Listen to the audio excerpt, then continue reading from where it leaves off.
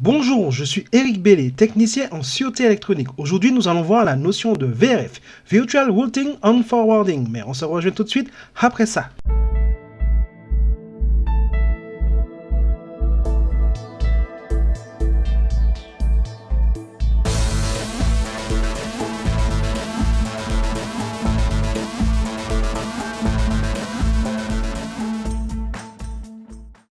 La VRF permet de créer plusieurs instances de table de routage. Prenons un exemple. Supposons que vous voulez vous connecter à 3 clients qui ont comme adresse IP 192.168.0.0/24.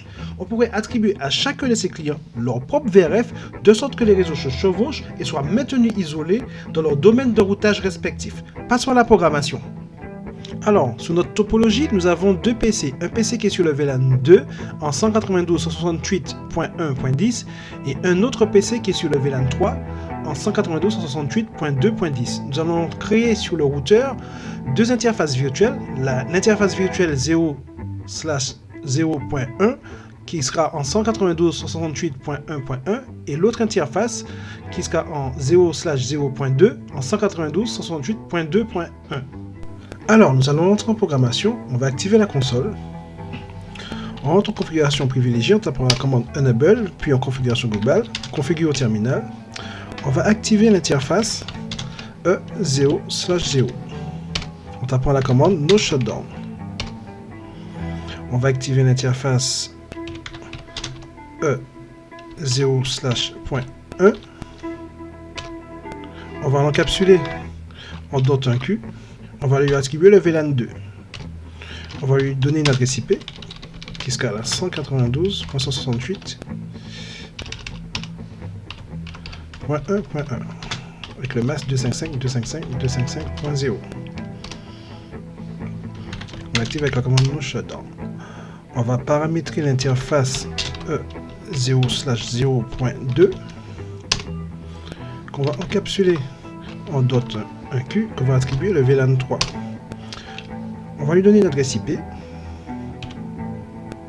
adresse 192.168.2.1 avec le masque 255.255.255.0 qu'on va activer avec la commande No Shutdown. Alors, une fois que nous avons fait ceci, nous voyons bien nos adresses IP qui apparaissent dans notre table de routage.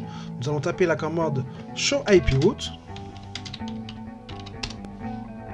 Et nous voyons que l'adresse IP 192.168.1.0 est directement connectée à l'interface 0/0.1 et la 192.168.2.0 est directement connectée à l'interface 0/0.2. Alors nous allons configurer notre première VRF, on rentre en configuration privilégiée, puis en configuration globale. On tape la commande IP VRF et on donne un nom à notre VRF. On va l'appeler client A. Alors, ce qui nous permet de distinguer sur le réseau notre VRF, c'est pas le nom, mais c'est le Return Distinguisher qui nous permet de les identifier de manière indépendante.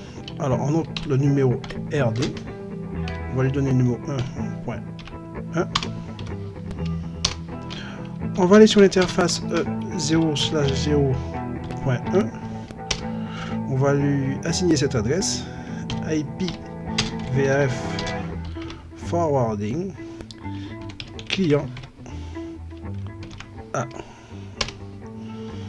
On va créer notre deuxième VRF en tapant la commande IP VRF client B.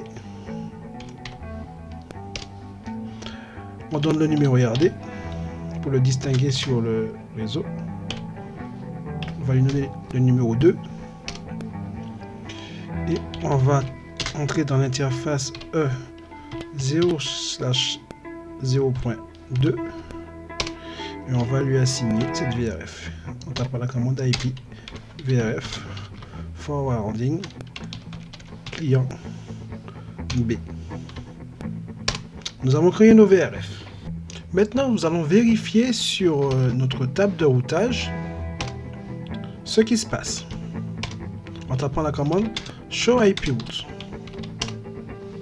Nous constatons que nous n'avons plus nos adresses IP qui sont directement connectées à nos interfaces. Alors, nous allons taper la commande Show IP Route VRF client A. Et nous voyons, en tapant cette commande, que notre adresse IP 1.0 apparaît et elle est directement connectée à l'interface 0/0.1. Nous faisons la même chose pour l'autre interface, choix IP route, VRF, client B. Pareillement, nous voyons que notre adresse IP 2.0 est directement connectée à notre interface 0/0.2. Alors maintenant, nous allons tenter de faire un ping. On ping l'adresse 192.168.1.1 pour voir ce qui se passe. Cela ne fonctionne pas. Pourquoi? Parce que le routeur tente de chercher les informations dans la table de routage par défaut. Pour pallier à ça, nous allons taper la commande ping VRF client A en tapant l'adresse IP 192.168.1.1 et ça fonctionne. Notre ping passe. Alors je vais revenir sur le numéro RD qui est le Router Distinguisher.